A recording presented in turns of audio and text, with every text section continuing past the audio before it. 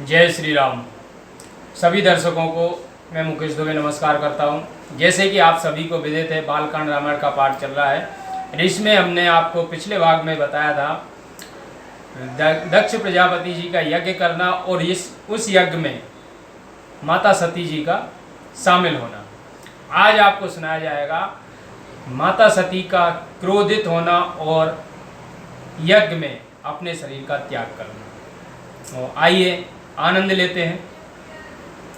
शिव अपमान न जाए सहे, हृदय न हो ये प्रबोध, सकल सभाएं हट हट हटके, तब बोली बचन सक्रोध, लखन सिय रामचंद्र शंकर हरिओम। परंतु शिव जी का अपमान सहने योग्य नहीं था। इस कारण उनके हृदय को कुछ भी प्रबोध न हुआ। तब सारी सभा को सुनाकर सती क्रोध के साथ यह वचन बोली कि सुनो सभासद सकल मुनिंदा, कही सुनी जिन शंकर निंदा, सो फल तुरत लावे सब काहू, भली भांति पछताव पिताहू। हे सभासदों सुनो, जिन लोगों ने श्री शिव जी की निंदा सुनी और कही है वे लोग उसका फल तुरंत पाएंगे, और हे पिताजी तुम भी भली भांति पछताओगे। कि संत सांब श्रीपति अपे बाधा, सुनिए जहाँ तह अस मर्यादा, काटिए तासु जीव जो बसाई, श्रवण मूंद न त चलिए पराई। क्योंकि जहाँ संत शिव जी और भगवान विष्णु की निंदा सुनाई पड़े वहाँ ऐसी मर्यादा है कि अपनी सामर्थ हो तो उसकी जीभ काट ले, और बस ना चले तो कान बंद करके वहां से चल ले। कि जगदाते मां महेश पुरारी, जगत जनक सबके हितकारी, पिता मांद मति निंदत तेहि, दक्ष शोक्र संभव यह देहि।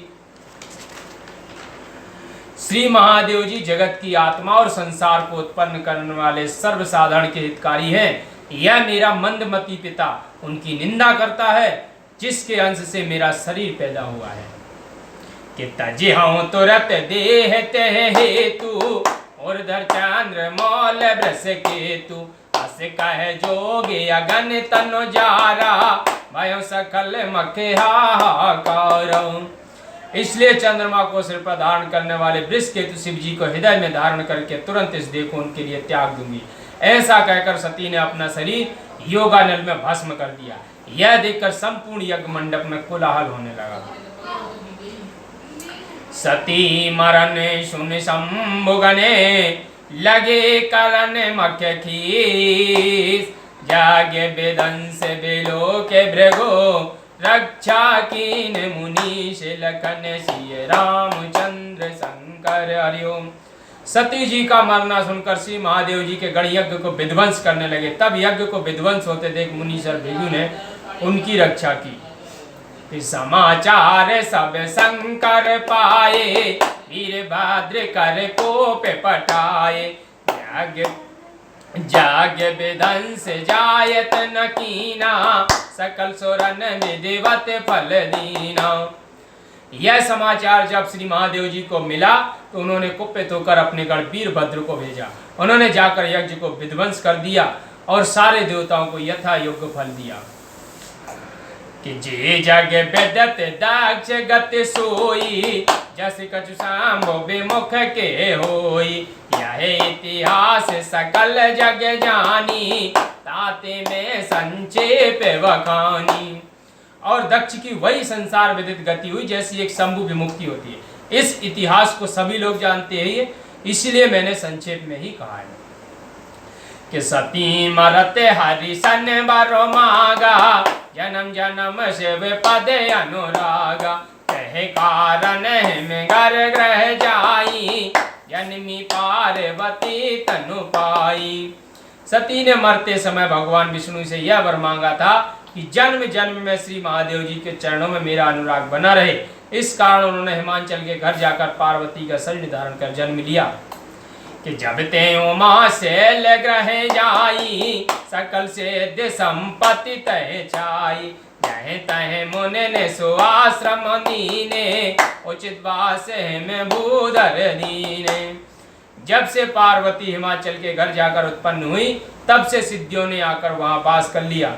जहां तहां मुनियों ने शोभायमान आश्रम बनाए और हिमाचल ने उनको उचित स्थान दिया। सदा सुमन फल सहते सबे, द्रुम नव नाना जात, प्रगति सुंदर शैल परे, मनिया कर बहु बात, लखन सिय रामचंद्र शंकर हरिओम।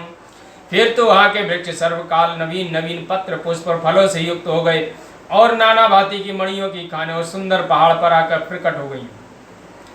कि सरिता सब पुनीत जल बहाई, खग मृग मधु पे सुखी सब राई, सहज बयर सब जीवन त्यागा, गिर पर सकल कराए अनुराग। नदियों में स्वच्छ और पवित्र जल बहने लगा, पक्षी और मृग आदि सुखी हो रहने लगे। सब जीवों ने स्वभावतः बैर त्याग दिया और परस्पर प्रीत रखते हुए सब उस पर्वत पर प्रेम से रहने लगे। कि सोह से लगे जाग्रह आए, जिम जन राम भगति के पाए, नित नूतन मंगल ग्रह तासु, ब्रह्मादि के गावे जसो जासु। पार्वती के जन्म से यह पर्वत ऐसा शोभायमान हो गया जैसे मनुष्य श्री राम जी की भक्ति को पाकर शोभायमान हो जाते हैं। पर्वत राज के घर नित्य मंगलाचरण होने लगे और ब्रह्मादि आकर उनका यशोगान करने लगे। कि नारद समाचार सब पाए, कौतक ही गिर गे सिधाए, सेले राज बड़े आदर कीना, पद पखार वर आसन दीना। जब यह समाचार नारद जी को मिला, तब वे बड़े कौतुक के साथ दौड़े हिमाचल के घर पहुंचे।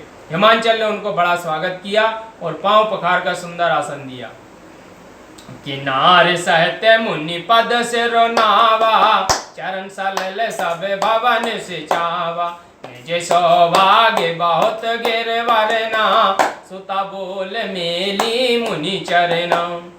गिरिराज ने अपनी स्त्री मैना के साथ मुनि नारद जी के चरणों में प्रणाम करके उनके चरण जल से सारे घर को सिंचा दिया।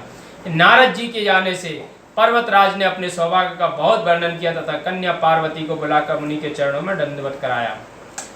कि त्रिकालज्ञ सर्वाज्ञ तुम्हें, गति सर्वत्र तुम्हार, कहां सुता के दोष गुने, मुनिवर हृदय विचार, लखन सिय रामचंद्र शंकर हरिओम। फिर कहा, हे मुनिवर, आप तीनों काल को जानने वाले हैं और आपकी गति सर्वत्र है, सो आप अपने मन में विचार कर कन्या के गुण और दोष को कहिए। बोलो श्री बोले रामचंद्र की जय।